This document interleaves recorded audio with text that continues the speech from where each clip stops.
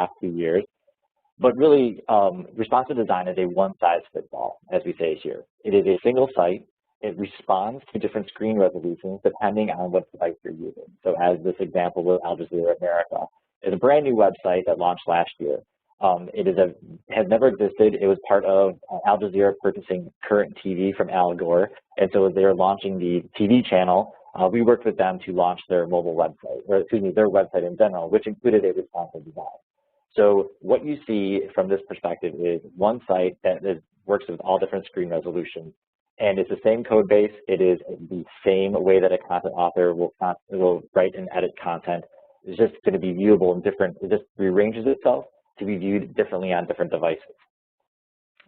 So what we call those different devices and those different view resolutions, we call them breakpoints. And so one of the interesting things about responsive design is really you have to consider how many different devices do you want to support.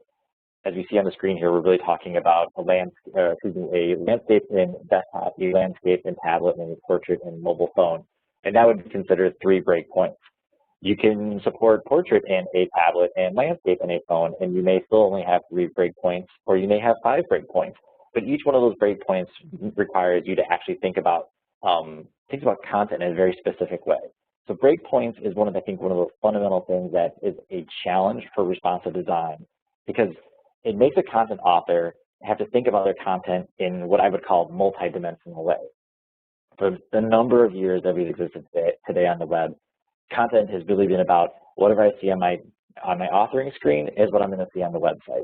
Now we have to start thinking about this in really a multi-dimensional way. And content authors, as you are creating content, it isn't just about now what are you looking at on a desktop site. You have to look at this from a number of different devices.